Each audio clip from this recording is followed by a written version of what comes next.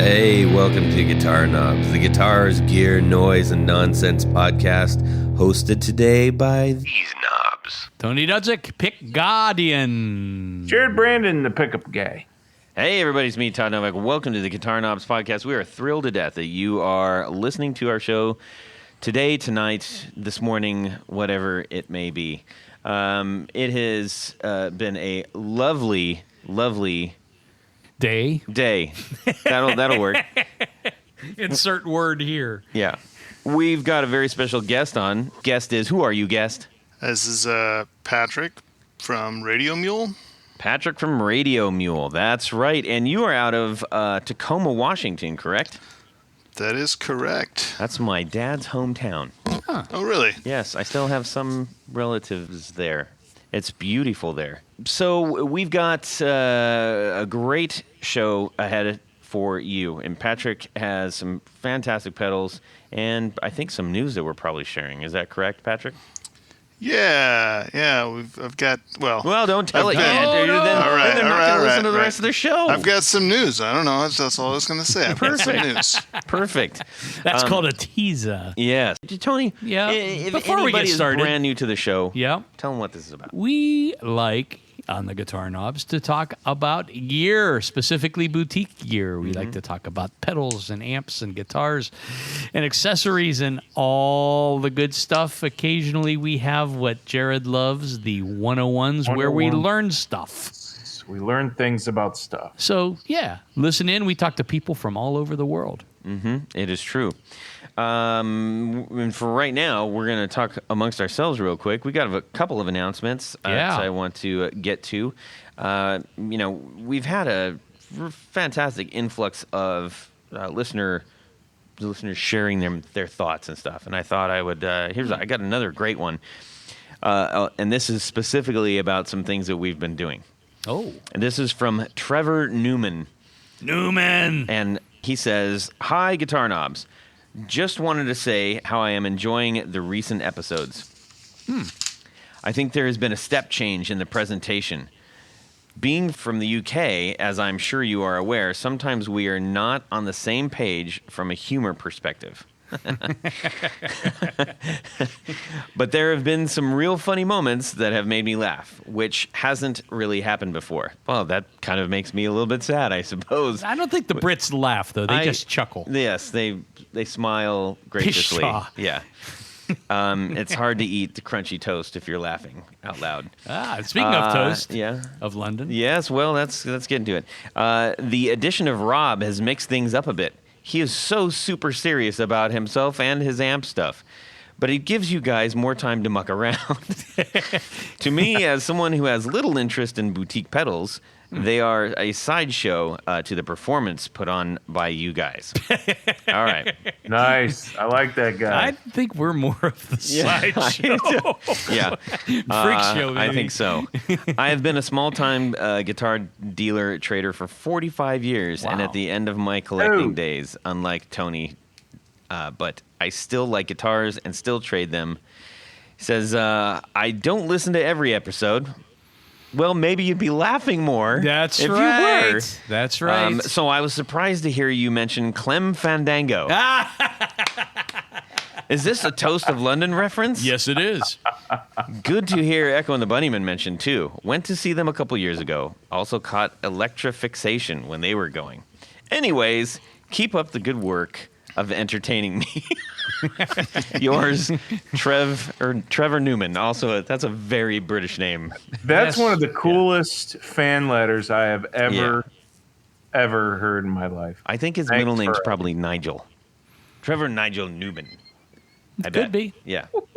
Or Charles. Well, Trevor, thank you so much for sending that in. Hopefully you listen to this episode so you can hear us reading your thing. You should will listen listen. to more of them. Yeah, listen to them all, Why Yeah. not? except the early ones. Your They're name's free, on the for thing. Pete's sakes. Anyway, so that was that's cool. just kind of a nice little That's a nice- share out. Yep. But we need to find out what's going on in our music world this week. And we're going to start off with Anthony here. Yes. And then we're going to check in with our pal Patrick Baldwin of Radio Mule. All Okay? right. You want me to start now? Do it, man. Okay.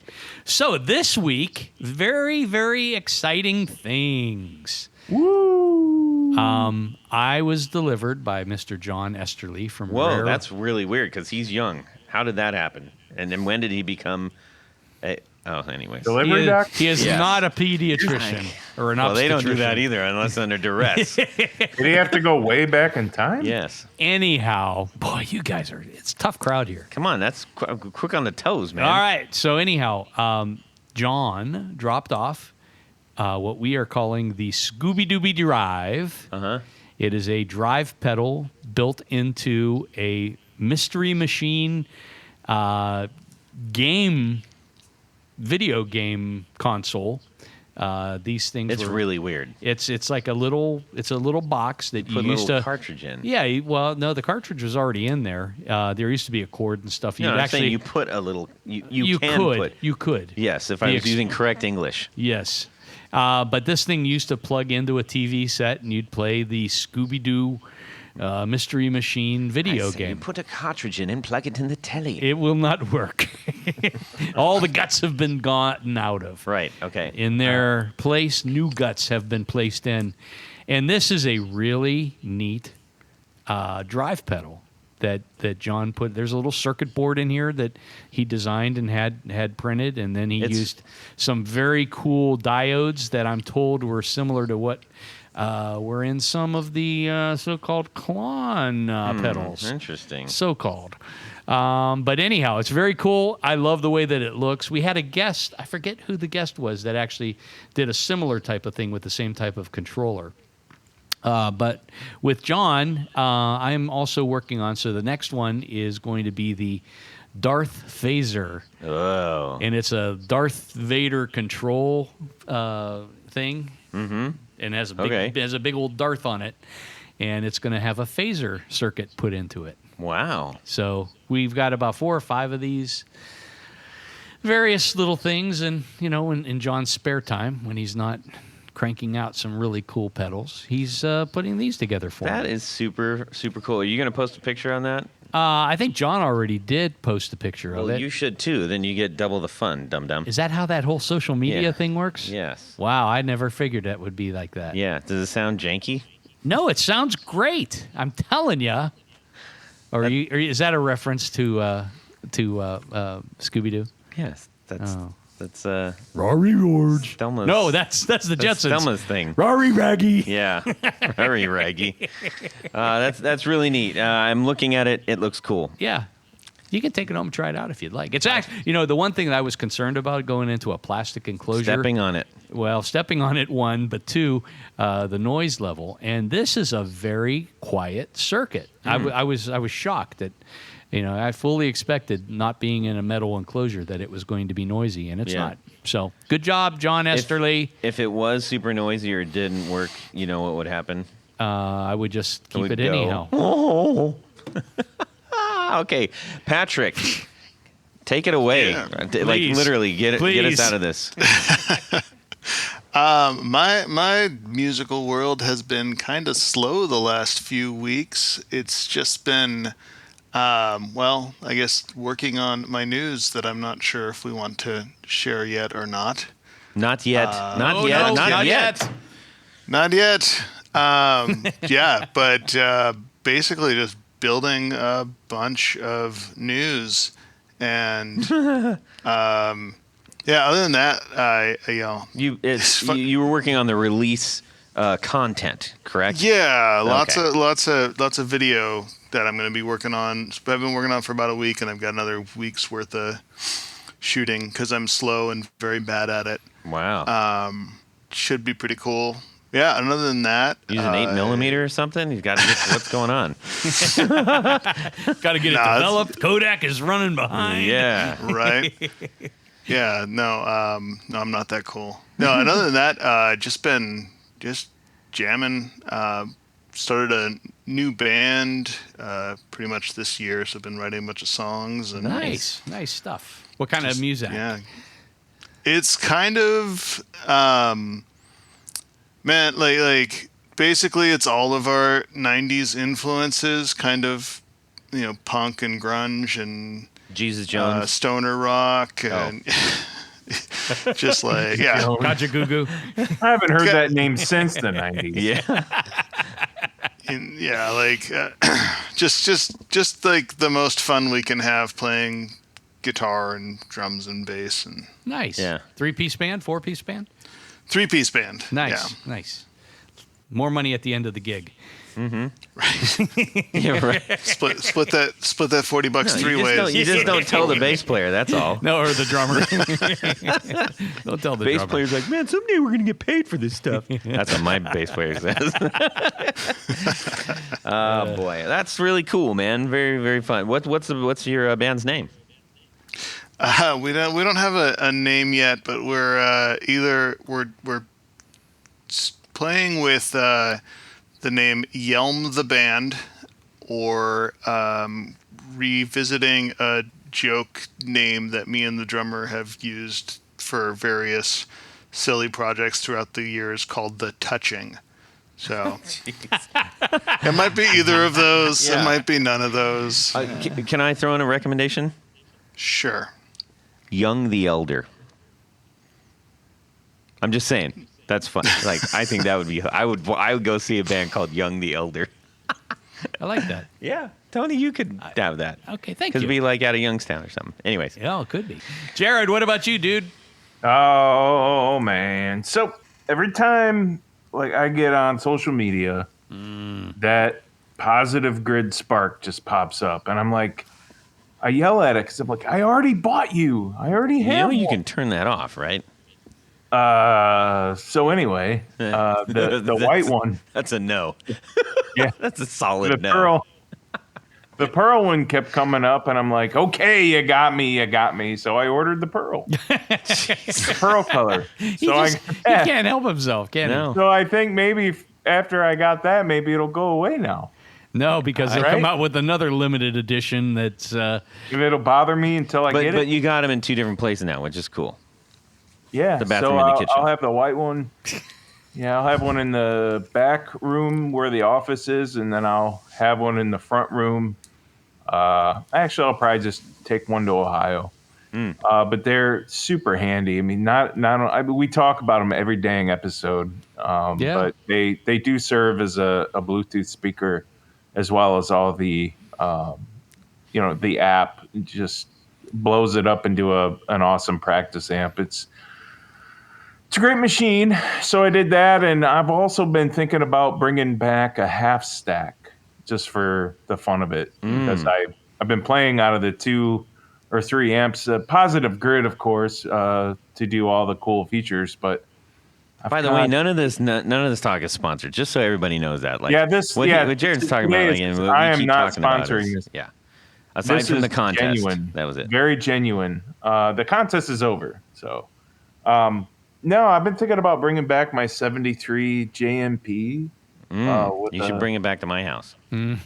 Probably not. And a Probably not.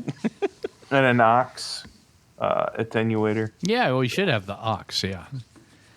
Especially with that JMP. Yeah. Oh yeah, definitely. I have room in my house. I'm just saying. Yeah, I know, buddy. Yeah. Patrick, have you do you use an aux? I do, yeah. Me and my wife both work at home, so it took about a week before she was like, yeah, you need to figure out a way to do that more quietly. Make noise more quietly. So I was like, cool, I'll go spend a whole bunch of money. Yeah. Well, I'll the only show way you. to do that is Right. No, but it's pretty great. Though you guys have been selling that Spark amp pretty hard. I mean, and it sounds pretty rad. it's awesome, and you can give like if you just say like the positive grid Spark amp like 5 times near your phone, you will get like a coupon that's like $50 off. And if you use guitar knobs all uppercase and the number 10, you'll save $10 on your order. You know, as well. I didn't get that. I didn't get that on the Pearl pre-order. No, it doesn't work on the that Pearl. one. No, Just the standard. Yeah. So, yeah, take advantage of it, man. And if you don't like it, send it back. But I guarantee you're going to like it. I think so. Yeah, I love mine. You guys will love them. Trust me. It's the ultimate Tool. Well, how about you, Todd? Let me tell you, I had a very exciting guitar week because Tell us I more. got my birthday present from April. April's her name? Yeah. In the past. Anyways, good one, Tony. Got me. I stumped him. I stumped Todd. I mean, to be fair, I thought you were referring to a person named April. So there you go. Well, and I there is actually one in my appreciate the past, so it did kind of like scramble my brain there for a second. So, anyways, I got my super duper awesome custom made guitar that I designed. Vincenzo. And it's called Vinny. You probably, hopefully, if you are following us on Instagram, you've seen it. So I'm not going to necessarily blather on about that, but it was very exciting to take it out. The first time I really got to plug it into an amp, my own rig was at my show. So it was like, I didn't realize you hadn't. You actually took it and ran with it. We got it, fixed up. We went back and just got it dialed in because I ran home. I was all excited and I said, "Hey, Chase, got to dial in a few things." One of the things was I had to switch the position of the strap button because it was like it was on the back side of the upper horn. It was like kind of digging into my chest because I got strap locks. Yeah. So we lowered it and it was gravy after that. It was so nice. And but muscle memory, I will say I messed up a few more times than I would normally, which is never. Just because my hand was like, "Hey, what's all this about?" So, but it sounded great. It's a good-looking guitar, I'll tell you that. I was just so thrilled to be able to play that. Yeah, I saw it earlier, but I'm looking at it right now. It's pretty rad. Thank you. And so what I did mention on that post is I am going to post like all the specs on it because I keep getting some questions about it, and I'm just going to take a couple more good pictures of it, and then Chase is going to give me all the good dirty rundown stuff on it, and I'll share that in the post. Is he allowed to build more of those? That's a very good question, and I don't think he will because he and I wanted my design and he wanted to make it a little more his, and I said no, please. So I wanted what I wanted. Yeah. And anyway, but that's I don't know. That's not my choice. That's his choice. He is the builder and the owner. And so that's Chase Gullett of Gullett Guitar Co. If you are interested in seeing more of his work, I mean, he makes some absolutely stunning guitars. Beautiful stuff. So there's that, and that was my feely goody awesomeness of the week. Cool. So ta-da! So you screwed up the gig with a new guitar. I kind of did a little bit, and I had a new drive section. So I just said, "Oh, what the hell? Let's just change the whole thing up." But it worked out great. Cool. It was great. That's all that matters. All right. Hey, I'm always changing pedals to get the best sound. That's a good idea. Right. So I'm wondering, what are the best cables to use to hook everything up neatly and organizingly? I think you already know the answer, don't you? I know the answer because I already have the cables. What kind do you have? Wait, so this was a setup? It was his own setup. He's setting up his own setup. He's freestyling over there. Yeah. What do you have, Jared? I have Tour Gear Design cables. They are hands down the best cables I've ever used on pedals. Yeah. Are they reliable?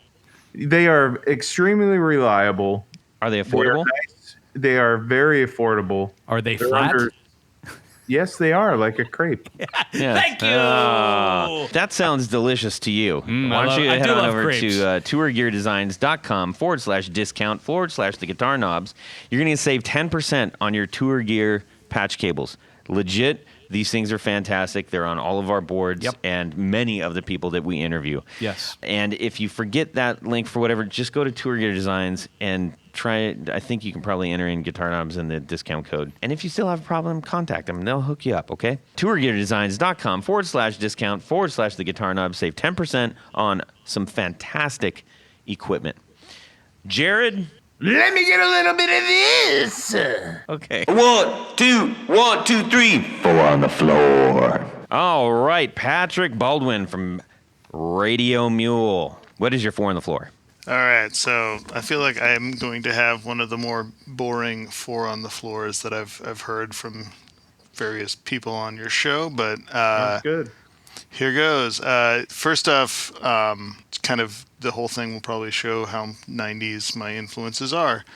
First off, I have to have a big muff on my board. I don't think I've had a pedal board for more than a couple weeks that didn't have one. And I have a few to choose from, but I generally prefer a Russian 80s style. So I've got the Noise Kick Effects Reagan Fuzz, which is a Civil War Big Muff clone. It sounds pretty rad. Who makes it again? Noise Kick Effects. Noise Kick Effects. That's a new one I'm not familiar with. I feel like they're out of like North Carolina, maybe. Cool. Check but they're super rad. They do a lot of all their pedals are like point to point on Vero board. Ooh. And yeah, they're really cool. Good prices, and it's a really great little big muff. Yeah, sounds good. Works for everything I do. The next one is gonna be the Dunlop 95Q wah, which is a wah pedal, or a pedal that all wah lovers hate and everybody else hates too, because it's a wah pedal. It is not a great wah pedal, but it has a few features that I like a lot. It has a clean boost built into it. It has variable Q, so you can really kind of tune in how much or how aggressive the filter sound is.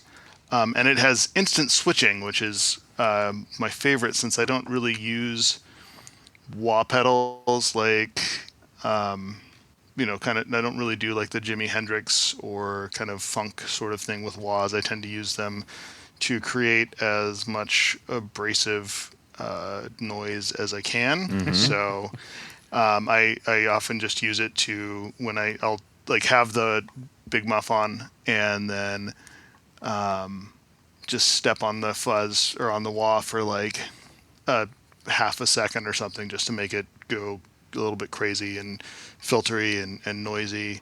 Cool. And then step off, so I can kind of keep switching back and forth with that. So the instant switching is kind of a must-have for me, and I think most people who like wah pedals aren't interested in that at all. Yeah, and who's the maker of that one again? That's Dunlop. It's just a generic wah pedal otherwise. Oh. Well, all right. Yeah.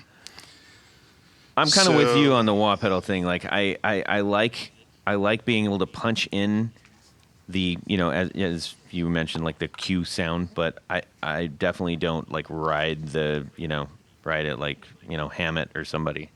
Right, yeah. I know it's maybe a little bit more cliche now than it was 20 years ago when I started playing with wah pedals, but like I really kind of use it more as like a filter, right? Mm-hmm. To just kind of really punch some sound through in places. So It's a lot of fun. I like it. I actually, when I was trying to put this all together, I was just thinking of every or of the pedals I would need to play anything I've played in any of my bands over my very boring music career, and I was like, okay, I probably need to get the wah out again, because I really like using it all over the place. So nice. Yeah, it's fun. Do you use the wah? I'm assuming you use it in front of everything. It's after I use it after the any fuzz I have. I like to do fuzz, and then I like to have the wah in there to just because it's just nasty. Yeah. Like, it helps also just keep away from kind of that standard wah sound. That's a good way to mix it up. Yeah. So number 3 on my board, and I actually did build this board and jammed with it a couple weeks ago, and it was really fun. But number 3 on my board is a old pedal that I actually stole from my dad quite a long time ago. It's a Guillotone PS102 Zoom box distortion.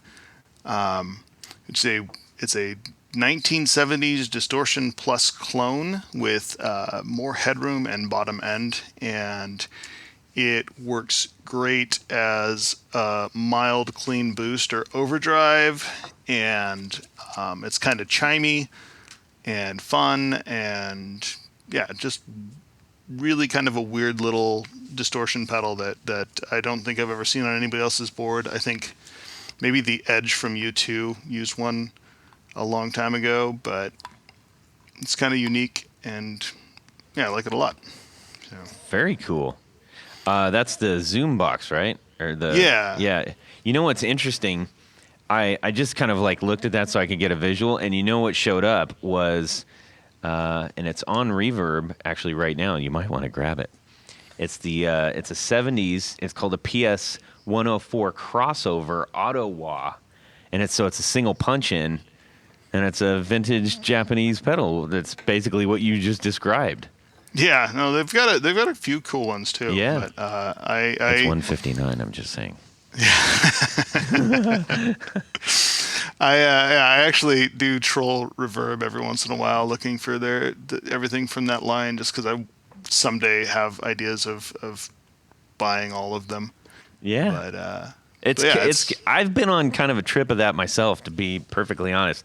I have been just looking at like weird old Japanese pedals and stuff. I think after I bought that the Maxon phaser, I was like, or flanger, I was like, well, that was kind of fun. What is it? What else did they make? I mean, I know they got all the stuff. I would actually really like to get the pink delay. I think that would be really cool at some point. Yeah. But anyhow, how about number 4? And then number 4 for me is going to be the Dan Electro Dan Echo, which is a cheap digital delay that you can probably pick up at any Guitar Center you ever walk into for like $30. But I've been through a lot of delay pedals, and I usually end up selling them, and for some reason I have 2 of these now, and they just kind of have the perfect place in the mix for the way I play guitar. They sound just right. They don't get in the way. They aren't too subtle. And then I've modified them for self-oscillation and a higher impedance input buffer, so they don't tone suck like you might expect with the stock ones. But it's again kind of a boring, weird pedal, but I love it, and it works perfectly for everything I do. So that's been on a couple times actually on the 4 on the floor. It has, yeah. Nice. That and the other one that was the tape echo, the Dan Electro tape echo simulator. Oh yeah, the Real Echo or whatever. Yeah, Real Echo. That's what it is. Yeah. Yeah, they made some cool stuff, and I think that I've dug through the circuit of the Dan Echo a few times, and like it's simple and straightforward, but I've looked at some boutique Echoes that were very similar, and I'm like, yeah, it works pretty well. So, cool. How do you like the button on that? Because that's always made me nervous. Like in a gig situation, I just feel like I would fail that. I haven't had any problems with it. Honestly, like the only thing I guess I don't like about it is that the footprint is so big and weird. It's really hard to squeeze it into a crowded board. But if you're 4 on the floor, that's not a huge deal at all. But yeah, it's actually, I kind of like it because I tend to get a little clumsy when I'm playing, so I can really just kind of put a whole foot on the whole pedal, and I'll probably hit the button. So works really well. Nice. Well, that's pretty fun. That wasn't that boring, man. Look, we got all excited about several things. And by the way, I went to go check out the noise kick effects. Holy bazinga. Got to get them on the show. Yeah, they've got some great stuff. Really fantastic stuff. I'm excited about that. Really cool artwork too. Yes, that's kind of the exciting part, and they're all different. Wow. Yeah, this is super fun. Thanks for turning us on to that, man. Yeah, definitely. Let's see here. Oh, man, by the way, since we're talking about your gear and stuff, we're going to be moseying on into the interview portion. Well, hey, we're already there, aren't we? But I wanted to find out from you, this is always fun and interesting, what is your, outside of these pedals, what is your main rig? So my main rig, I play usually Telecasters or Jazzmasters. I've got a couple of Jazzmasters I've been playing mostly, and then I picked up a Les Paul this year, Les Paul Studio, that I've been playing, and then through whatever pedals I decide to use, and then my main amp is a GTM 45 clone from a Tacoma builder called Rolla Sound, I think. But when I bought it from him, he was selling as Union Jack. So it's that, a little GTM 45 into a 2x12, and cool. Yeah. Jared likes that sound. I do. I mean, who doesn't? I mean, it's a great sound. For sure. Jazzmaster into Big Muff into Marshall is a okay sound in my book. Yeah, Kinda, that's a very Pacific Northwest sound. Yeah, definitely. I mean, so that kind of sets us up for what you're building. So for those who have not gone and sought Radio Mule out by this stage, where can people find you? RadioMule.com is the main website. You can also find me on Instagram at Radio Mule. I have a Twitter account that I never update and a Facebook account that I never update. Both are Radio Mule as well. And you can look for me on YouTube. I've got a bunch of videos on there of the pedals. As I build them, I like to create as many demos as I can to show off what they can do. So awesome. Now, you sent us 2 pedals, one of which is in your current line, and Tony and I have both had the pleasure and honor of playing. Can you talk to us about these ones, and then we're going to get into how you. Actually, let's do the red pedal first. If you want to kind of tell us a bit about that, I'm sure Tony has a lot to chime in about, and then we'll wait to reveal this second thing. We'll learn a little bit more about you in between. So we're going to have a Patrick sandwich here. I think that's what we're saying. Okay. All right. Sounds good. Easy, Jared. Okay. Yeah, so the red pedal is kind of low key. It's my baby. It's a very simple circuit that I kind of just stumbled upon when I was messing around with a breadboard, and it was weird because it was like I tend to approach any sound I'm gonna make or any pedal that I'm working on with like a sound in my head. But this was like something, like I said, I kind of stumbled upon it. I had some other thing in my head at the time and came across it. I was like, nope, this is the right sound. This is what I'm looking for. So do you term this a fuzz pedal? Is that? I do term, yeah. It's a fuzz pedal. It like I know like most of the gain range, it's more of just like a weird noisy boost. But yeah, once it gets up pretty high, it is a really synthy, but still dynamic, fat fuzz pedal. And you have one cool little switch on here that actually I'll be upfront with you. I'm not a big fuzz guy, but I like this pedal because I found that by changing out some of the levels, and the other is the expand control. I could get a nice, I think, controllable overdrive sound. But this little switch that it's labeled tone, why don't you explain a little bit about that? Because I found that pretty effective in terms of custom tailoring some sounds. Yeah, so the tone switch really just kind of switches between like a pretty straight full range sound when you have it up top, and then just a massive low end boost with the switch down, which just when I first kind of put this thing together, put a huge grin on my face, like just how thick that was, how fat it was. So yeah, it's, the whole thing is super simple, but it just works really well, if I say so myself anyway. Yeah. Well, I two things about it. I like the way that it looks. I love the little your badge. Yeah, it's like it's real simple and industrial looking. Yeah, that's kind of, I was going to say it's a very industrial look, but and if the circuit is simple, so be it. I mean, it still sounds good. Yeah.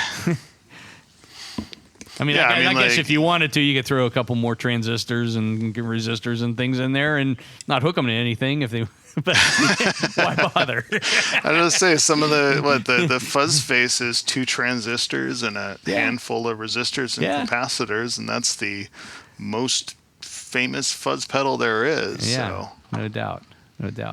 Dig it. Are you going to do any variations off of this? Like, do you ever explore like? Yes, actually.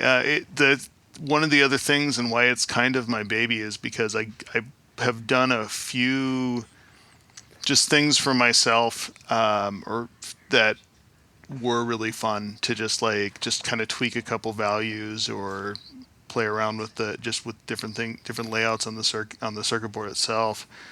And it really actually lends itself to just simple modifications. So I've got a couple of ideas just in the actual form factor for this, and then I'm actually hoping maybe in the next year or two to expand it out into a bigger, more interesting, well, not more interesting, but a bigger pedal with more stuff. Now you sent us a black one. I see it's also available in red. Is that? Are there any other colors that you plan to release? Nope, just the black and red. I think when the blacks are all sold out, I'm gonna just stick with the red finish. So that one's gonna be a limited finish. Any particular reason why you're gonna stick with the red? I think it makes more sense. I initially wasn't even gonna do a red one, and then just found that there was a red powder coat that I really liked. So I was like, cool. We'll try this one. That one definitely, I don't know, it was just definitely more what I like when I look at it. I'm like, yeah, that one's pretty gorgeous. But the you know it when you know it. Yeah. So are you doing all the powder coating yourself, or is that something that you have found a really good source for? No, I'm having Disaster Area. Designs does all of my fabrication for the enclosures, so they've been a really great group to work with. They've really gone out of their way to help me figure out the kind of things I'm looking for to with enclosures and getting powder and everything figured out. So they've been awesome. That's cool. How does Radio Mule get started? First of all, that's a great name. Where'd you get that from? It was just kind of a lot of time spent trying to come up with something that hopefully embodied what I was trying to do, what I was trying to bring to guitar pedals, and also fitting a little bit of a joke in there. So I with Radio Mule, the mule part, I mostly was just like, I want, you mentioned the kind of industrial look. That's definitely on purpose. I wanted to go for a very mid-century industrial tooling sort of feel, that kind of reliability, and then the other option, the other side of it was that I have a lot of pedals. Most of my pedals at some point or another have doubled as AM radios. Yeah. I think we all know that. Yeah. Oh, yeah. So the little bit of a joke is that it's a Radio Mule, right? It's Got it. ideally it never is, but some pedals just do that. It's really strange. It's strange, and it's unfortunate also when you go in to record with the favorite pedal that you typically use, or you're at a show and you're like clicking, and all of a sudden you get the baseball game and you're like, what? Right, yeah. That's my go-to pedal. Now what am I gonna do? Even in my house, sometimes like I'll switch outlets and different pedals will now be the AM radio. I'm like, what? What? It's a bizarre thing, man. Yeah. I really wish I understood why it does that, but I'm not an electronic genius.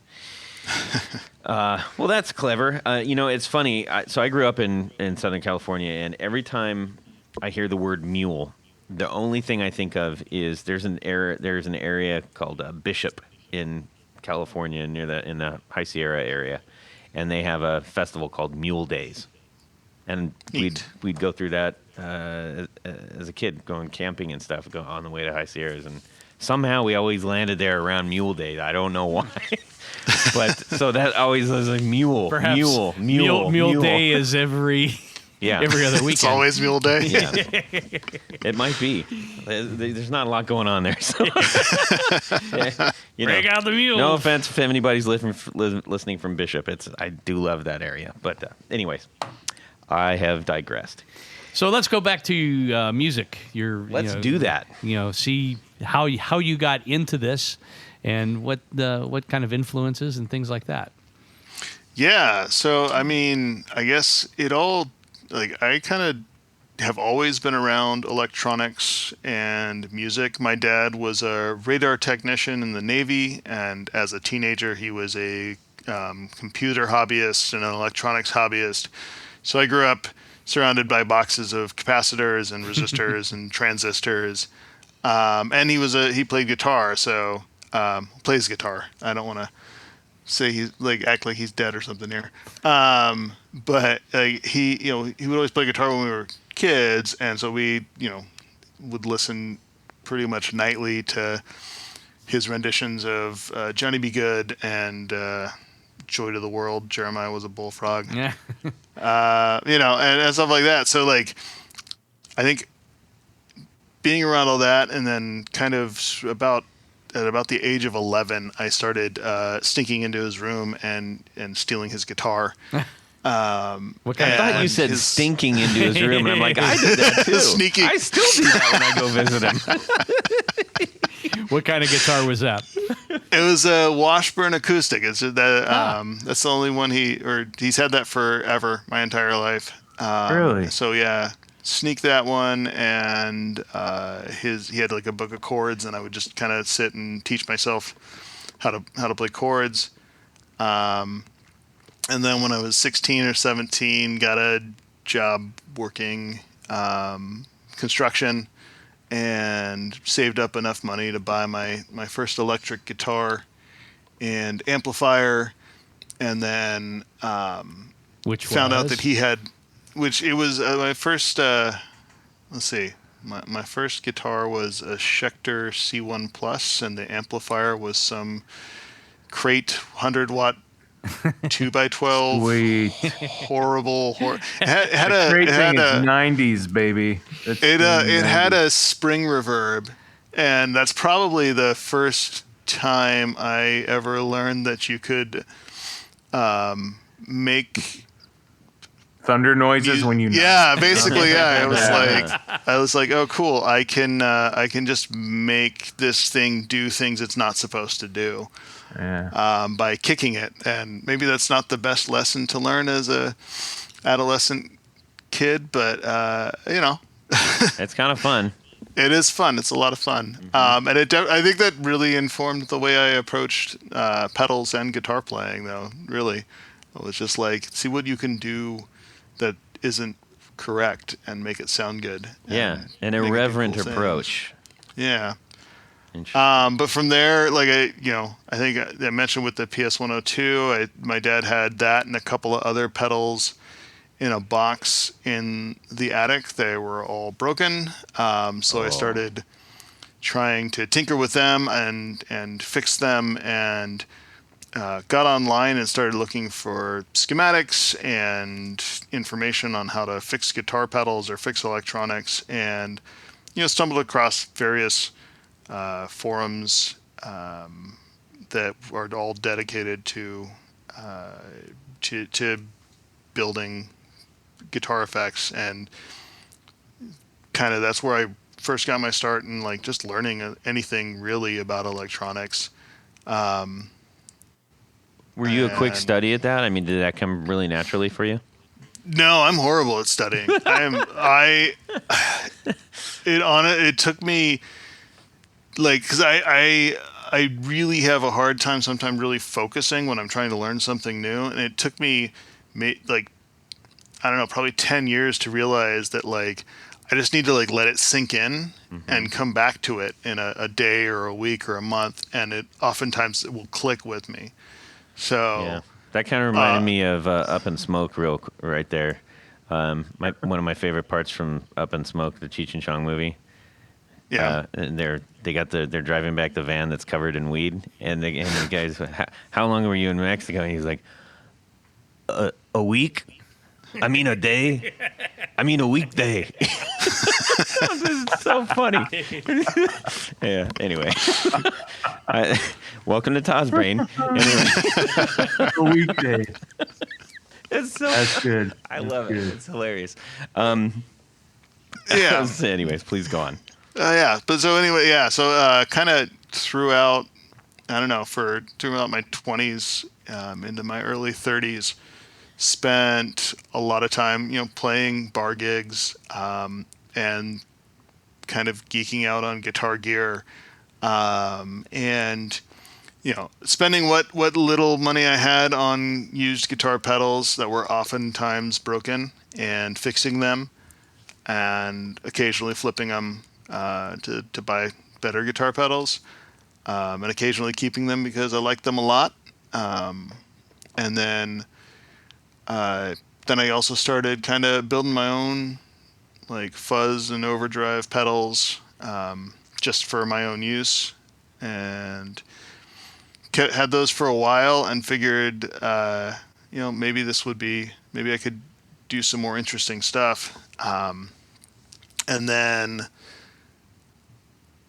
maybe a couple years ago, started getting a little more serious about designing my own circuits, and really starting to learn electronics a little bit better, and then got to March of last year and was kind of in the job hunting process, and decided, right as COVID was becoming a thing, that I didn't maybe want a job right now, so decided instead to just start building pedals and dive into that head first and just go with it. And that's when I decided to start radio. Was that pretty scary, or? Oh yeah, it was really scary for me, because I'm like, when I'm talking with my wife, and I'm like, I don't know what, like, if this is going to be a good idea or like anything. And she's like, I really just need you to decide. Like, she's like, either that sounds very wifeish. I want you to be do something. Yeah, I want you to be happy and healthy and do what you want to do. We have enough money. We're fine on that front. And so that was pretty, which was pretty rad. And so yeah, I decided to just dive into this, and yeah, that's been it. It's been fun and interesting, and yeah, that's very cool. Out of curiosity, when you were talking about learning all this stuff, I really identified with that, because whenever I get really excited about something, and I start digging, I need to learn all about this. Like, I kind of have an issue with that, of just getting really immersed. And I've done this in a couple different scenarios in life, and then I'm just like, yeah, but I just want to do it. I think I know enough. I'm just going to do it. And inevitably I just end up like hitting a wall or failing and then getting frustrated and stopping, which is why I never was able to learn music, like reading music or anything like that. It's just, forget it. There's no way. Can't. Not, my brain is just like, I'm not having it. Just go make noise, dude.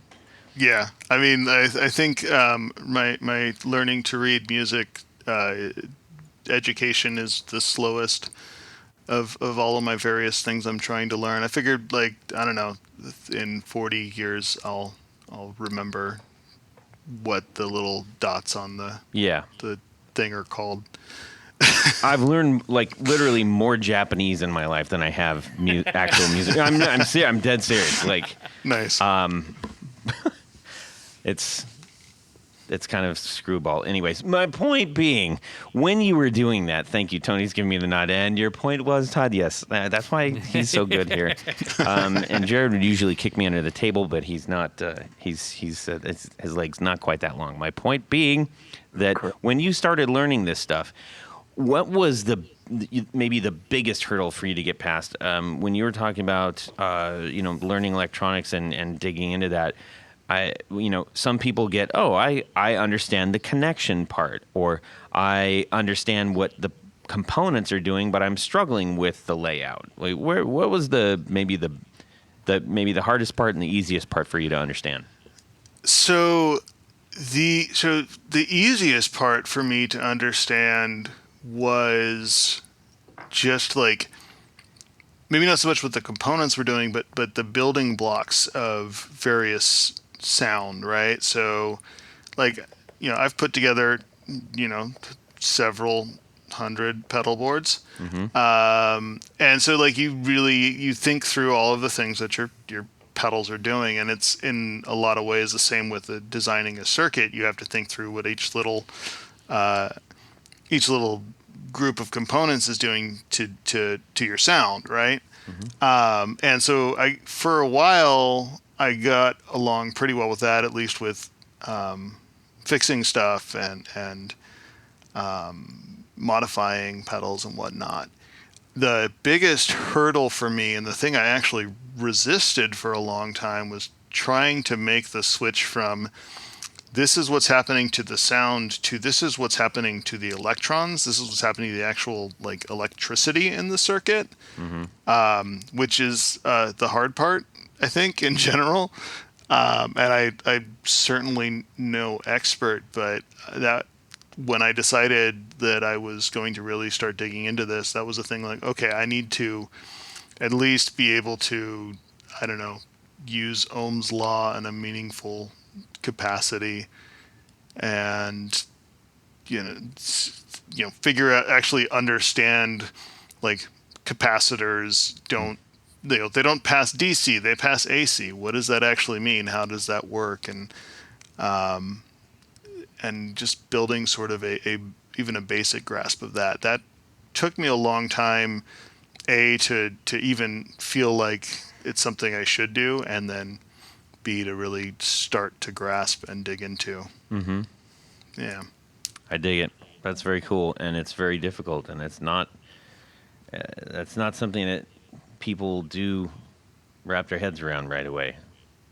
Unfortunately, there's a whole lot of content out there available for people who are trying to do that, which there's a lot of our listeners. So grateful to those who are putting that content out there. We also have something on our table here that is really impressive.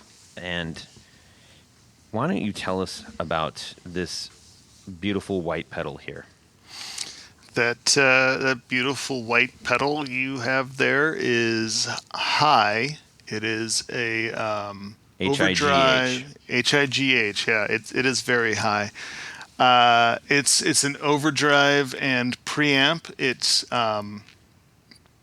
brand new. I've been working on it in various forms for over a year, and really came from my general dislike for other overdrive pedals, or not dislike, but disappointment with overdrive pedals.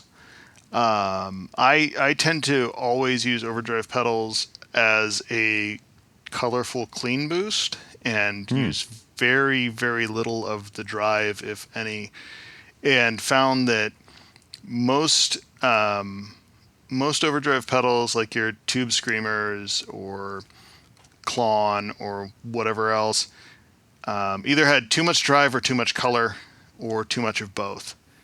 And usually not enough low end was the other one. So what I tried to accomplish with high was to basically build the overdrive pedal that I had in my head that would be very, very clean, with just mild overdrive, mild saturation and added harmonics, and super versatile building. And so high has, like I said, the drive channel or the drive control. And then it has a 2-band EQ for your low end and high end that will both cut and boost, bass and treble, which is then switchable for different frequencies. So you can really kind of tune the sound you want. And then it has an active volume control that can give you roughly 12 dB of boost on top of everything else. So it can get really loud. You can really kind of use it to emulate a lot of different overdrive pedals, or you can really craft your tone however you want. It can, I use it sometimes to make my Marshall sound more Fendery, or to just kind of create really massive low end mid boost and overdrive it really hard. And yeah, it was definitely like me searching for the overdrive pedal I wanted, finding it and refining it, and I'm super happy with it and super excited to get it out to everybody. Can you explain a little bit about the switches that you have on the bass and the treble controls?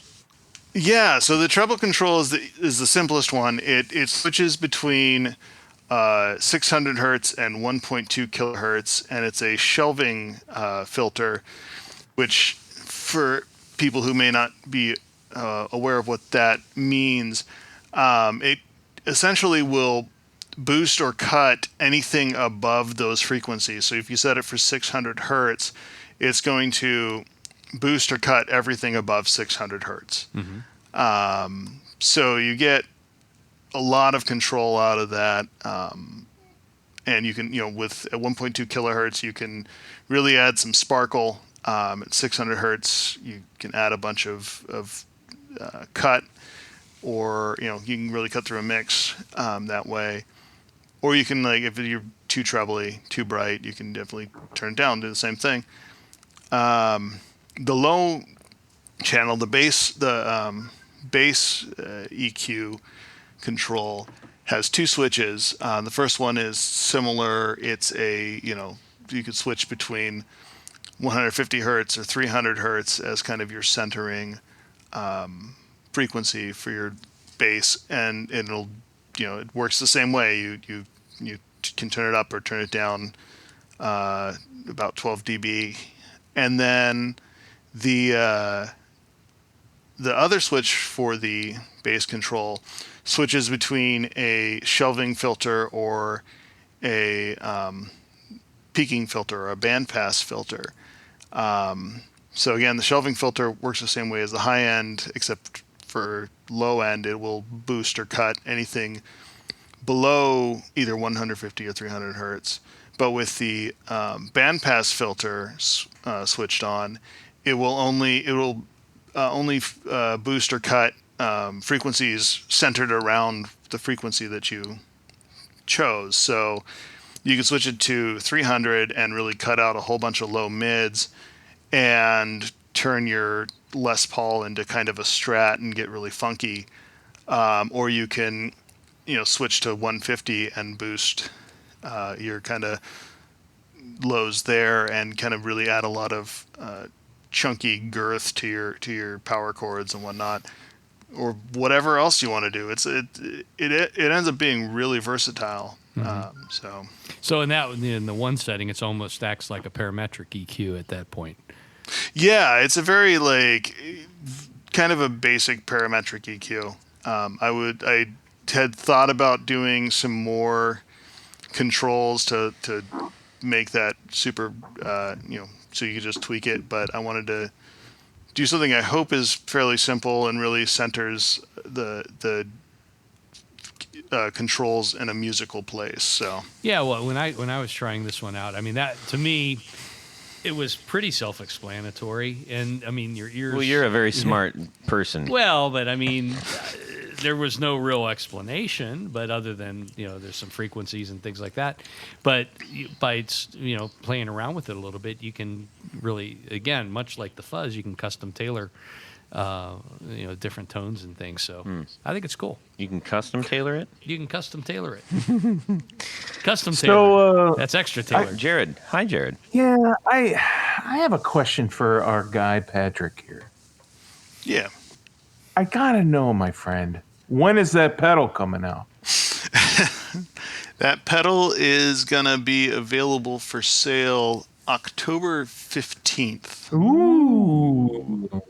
Yeah. In the middle of next month. Is this a pre-order, or is it whatever stock you have is going to run out? It will be whatever stock I have is going to run out. So I want to make sure anybody who orders one, it'll go in the mail that weekend, so you can have it as quickly as possible. That's cool. Yeah. I can get behind that. What was the... forgive me. What was the main inspiration for this? Like I said, it was mostly just trying to find the overdrive that I wanted, and I think that's pretty common of anybody who designs an overdrive or plays overdrives. Like, we all want something a little different, and so from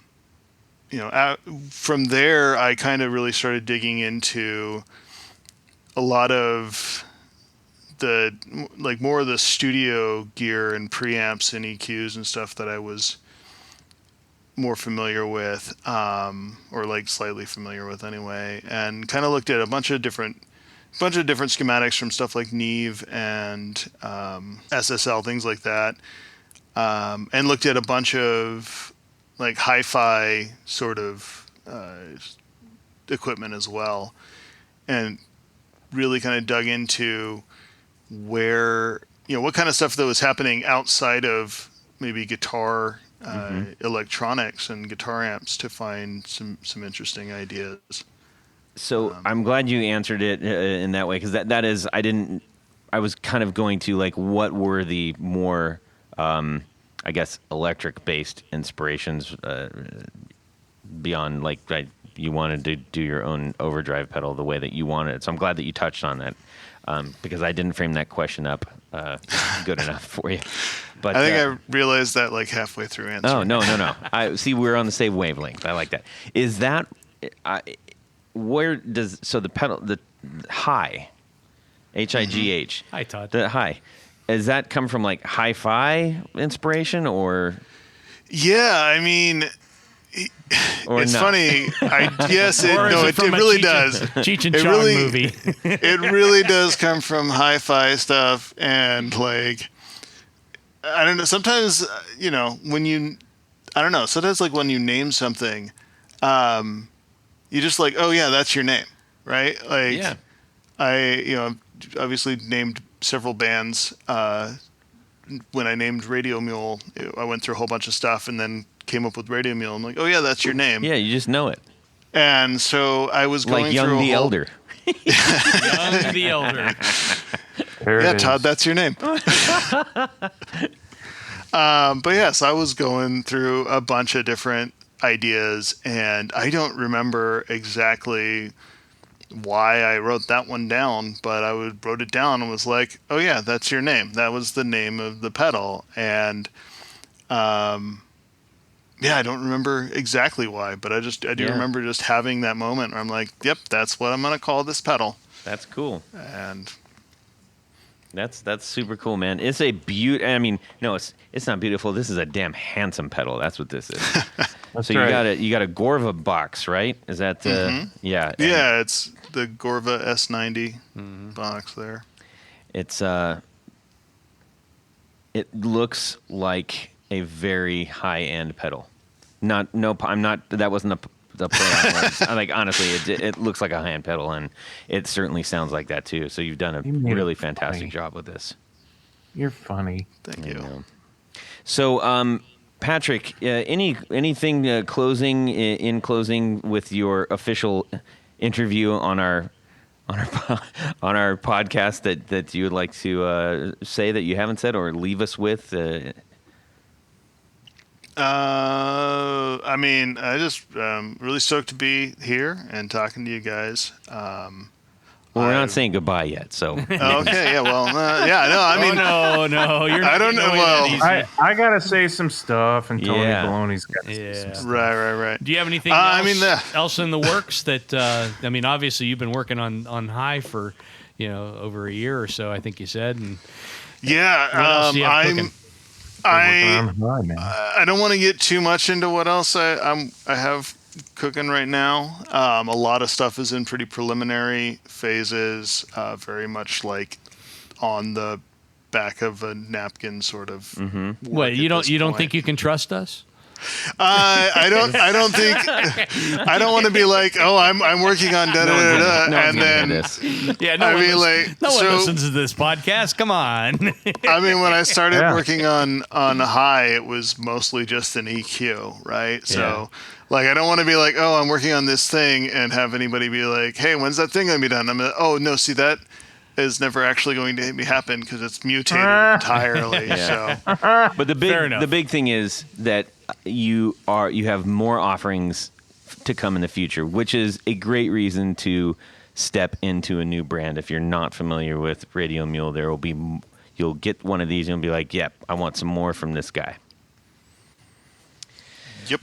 That's what you see on the business. It's on the back of your business card, I'm pretty sure. But yeah, you want more Radio Mule. Anyway, you never have enough. So one more time, that date that's coming out. It's coming out October 15th. There will be some more stuff on Instagram and YouTube in the coming weeks. Although if this is not being broadcast or posted for a while, it should be right about that time. Weeks. Yeah. But yeah, there'll be more information coming soon about that. But brilliant. Super stoked. Yeah, a hell of a job on this, man. Really well done on both of these things here. Thanks. Both of the old pedals. We are going to visit our little buddy Jared down in Nashville. He's going to take us on a trip real quick. That's right. Ladies and gentlemen, it is time to play your favorite game on the Guitar Knobs podcast called Would You Rather? Ooh, wow. That's a nice one, Jared. Nicely Would You Rather is going to be a little longer and more context to the Would You Rather. So buckle in, everybody. This is from our good buddy Mark Passe, which is Mark Page. So you're walking down the street in Cleveland. You're in the Clee, baby, in Cleveland, and you stop by a local guitar show. Your spouse has limited you to $50 because she knows you have gas, which is guitar acquisition syndrome. Or you stopped at Taco Bell. Probably. Both, in my case. You see three friends there. Our hosts of the show, Todd, Tony, and Jared, which, yes, before COVID, you would typically see us at guitar shows. Yes. Tony and Jared both have their booths set up. There is a camera crew there for the local morning show, Oh Hi, Ohio, hosted by Victoria Chase and Todd's band, Dirty Toddler and No Vacuum Cleaners. It's going to perform a set on live TV in 1 hour. Yeah. 1 hour. The band's playing in an hour. That's it. You only have an hour. Todd asked you to join the band for the set since a second guitarist hasn't shown up yet that really doesn't exist due to your car troubles. But the only guitar you can get your hands on is for $50 at the show is a beat-up first act guitar with super offensive graffiti on the pickguard and pickups that have a terrible, horrible buzz. So, would you rather go to Tony to have him replace the pickguard or go to Jared to have him replace the pickups within that hour before showtime in front of the camera? No other changes could be made to the guitar since it's such a short amount of time before you're going on camera. So what would you rather have? An easy on the eyes guitar that doesn't have nasty profanity and the worst 4-letter words in the world on it? Or something else. A better sounding guitar, but, you're going to have to hide that profanity. Yeah. Well, I don't know. Maybe you don't. That's the choice, isn't it? And that's his choice. It may be, think of just whatever is the most offensive to you is on this pickguard.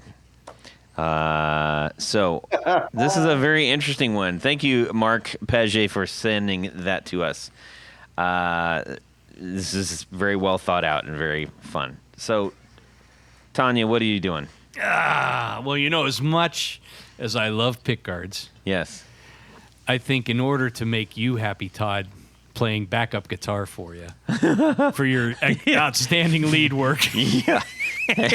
Yeah. I'm going to want a nicer You got to make sound. me shine. I got a thunk. And, to me, people will probably ignore the pickguard anyhow. What I might consider doing is just taking the frickin' pickguard off completely. That's not an option. Okay. One or the other, my friend. Well, I'm going to go with the pickup. I would rather have a good sounding, a guitar that sounds as good as it possibly can. There you go. I'll qualify that. Although some of the first act stuff isn't too bad. It's a $50, so we don't know what's going on with it's a this thing. $50 guitar. Yeah. Yeah, so there I just get one of them pickups, wire it straight to the output jack, and call it a day. There you go. So that's what I'm doing. All right, Tony. Sorry. Yes, Todd? Yeah, hi. Let's ask Jared what he thinks. I'm going to go ahead and join good old Tony Bolonsky on Tony's Island. Definitely going to go with the pickup change and wire it direct to the output. That's absolutely the best thing to do in this case. And as far as the pickguard goes, I got these big giant hands. I'll just cover up that graffiti, the awful, profane, nasty, ugly words that I don't want other people to see and associate me with because it's on the pickguard. Mm-hmm. So, yeah, definitely going with the pickup. All right. Sounds good. Patrick, how about yourself? Yeah, this is a tough one just because, I wouldn't actually be too worried about either one of those necessarily.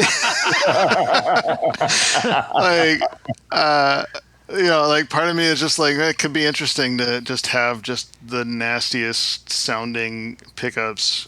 So you've ever. seen Todd's band before. Hey. I don't even know what kind of music I'm walking into, and you don't know what kind of music I play. So, if you don't like what I do, that's your fault. At this. Yeah. That's fair.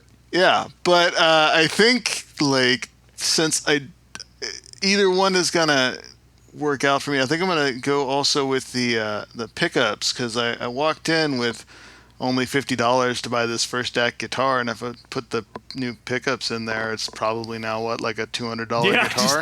Exactly. Yeah, return on investment is much higher. Yeah, you can get pickups. something that's decent for under $50 as far as a pickup goes. Yeah, Definitely. Yeah. Still. Yeah. Todd, since it's your band, who are you gonna? I'm gonna switch out the pickguard, man. Switch out the pickguard. I gotta switch out the pickguard because you're all about image. It's gonna make a more lasting impression than my guitar work.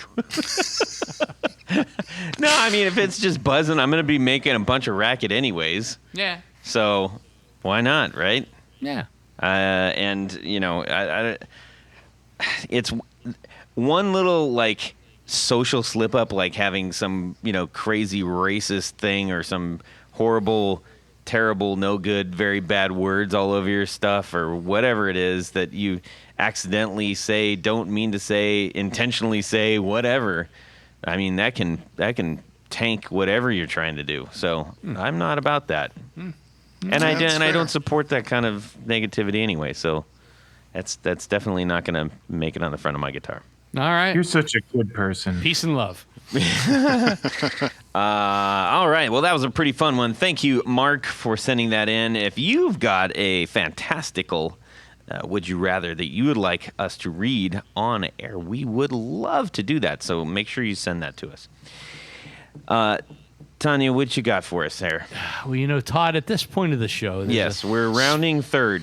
Just so Patrick knows, he's like, oh my gosh, put a cork in this. Honestly, you only have about another hour and a half to go. Yeah. All right. Grab a snack while I talk. Yeah. At this point of the show, Todd, we like to thank a very special group of people. These are our executive producers. That's right. Now, you might be asking yourself, what's an executive producer? More importantly, how can I, John Q. Public, become an executive producer? Well, it's quite simple. An executive producer is someone who helps make this show possible. You can go over to patreon.com/the Guitar Knobs. Check out a couple different levels in which you can participate, become a patron, a sponsor of this very podcast.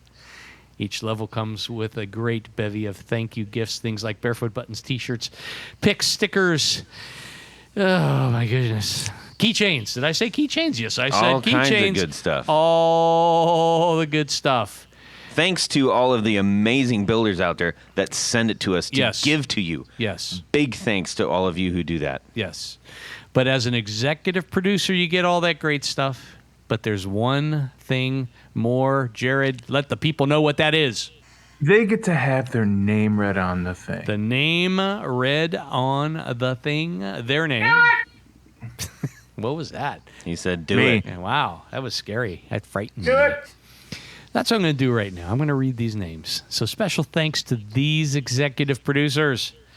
Mr. Tom Brazen, Darren Gregory, Doug Christ, Ken Sayers, Brian Robison, Michael Senchuk, Stefan Lamb, Anthony Lathrop, John Anglin, Brad Partridge, John Esterle, Justin Jones, James White, Matt Hart, Bill Goligatas, Richard Kendall, Tig Harmon, John Jackson, Jason Rausch, Gary Cooper, Mark Garton, Elad Mizrahi, Magadi, Trevor Gunberg, Rick Calhoun, Anthony Gemolero, John Halverson, and Drew Lopez. Thanks. Yeah. Thank you. Thank you, guys. Did I say thank you? Yep. Yeah. Oh, Todd, don't interrupt me. Because there's more. We also have, in addition to those executive producers, a, how shall we say, upper echelon of executive producers we call our grand poobahs. Yeah. These folks really are the cornerstone of the podcast. Mm-hmm. They get a special fez to wear upon their head whilst listening to the podcast. Mm-hmm. It's a great, great thing. So special thanks to these grand poobahs. Jonathan Jurusik, Corey Nigro, David Kaminga, Science of Sound, Cody Foster, Sean S. Tommy Manasco, Adam Johnson, Steve Keys, Tim Nowak, Tyler Rhines, James Pennington, LSJ Music Company, John Williams, Johnny Morales, Mel Sanders, Bob Crouch, Sam Jett, Michio Murakishi, Martin Cliff, Hex Matos, Michael Van Zant, and although we said that he was new last time, let's say it again, Andrew DeHaan. That is correct, Amundo. Hey, thank you all so very much for keeping our little show afloat. It does really mean the world to us. Thank you. All right. Patrick, where can people find your stuff and go buy this amazing pedal in early October? You'll be able to find everything that's for sale at radiomule.com, and I will be posting lots of information about this pedal and about the other pedals that I sell on my Instagram at Radio Mule. There'll be some stuff on Facebook, possibly Twitter as well, both at Radio Mule, and find me on YouTube. Search awesome. For Radio Mule. Yeah. Tony, how about yourself? Head over to pickguardian.com. Check out some of the things that I do. Some things you can buy right off the website, but by and large, what I do is custom work. So like the pickguard on Vinny. Oh, that's right. I forgot about Vinny's pickguard. Yeah. Gold sparkle. Ooh. It's got to be gold and sparkly if it's for Todd. Mm-hmm. But shoot me an email. Let me know what you need, what you're thinking, what you're putting together, what you want to change out. Who knows? I might even have some good advice for you. But pickguardian.com, check it out. All right. Jared, about yourself. Well, if you want to ask me any pickup questions, please feel free to do so. Get a hold of me through the Guitar Knobs social medias. Mm-hmm. And soon he'll have his own. Maybe. And you can shoot me an email, todd@theguitarknobs.com. We would love to hear your thoughts and questions and whatever else. Send us your would you rathers. We would definitely like to get those. And you can DM me or the rest of the fellas on Instagram at Guitar Knobs. Patrick, it has been a pleasure and an honor talking to you, and we're really stoked about not only the pedals you've already created, but this new high pedal. Really, really fantastic. So congratulations to you and continued success, my friend. Thank you. I'm really happy to be here and really happy to release High to everybody soon. So awesome. And for the rest of you, have a fantastic guitar week and subscribe. Yeah. Oh, I'm glad Tony said it, not me, so he could be wrong. I wasn't so stupid, as a matter of fact. I'm on the older side of the younger side.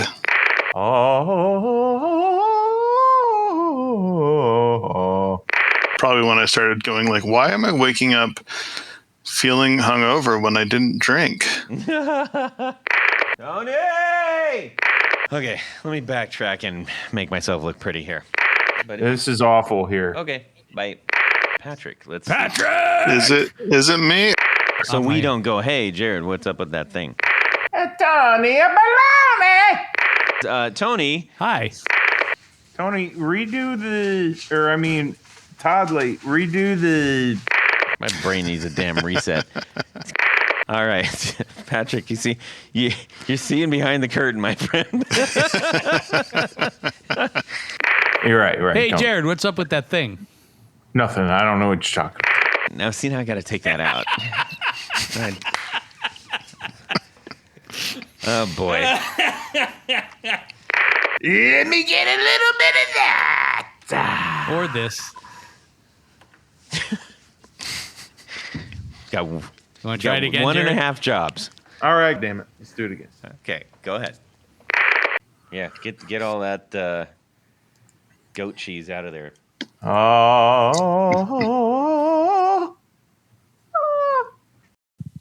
Well, that's it for these knobs. Please visit our Patreon page at patreon.com/theguitarknobs. Visit our website at theguitarknobs.com for all of our past episodes, 4 on the Floor blog, and other good stuff. You can connect with us on social too at our Facebook page and share your gear and stories on our Facebook group. Also, be sure to check out our Instagram at Guitar Knobs. Catch you next time.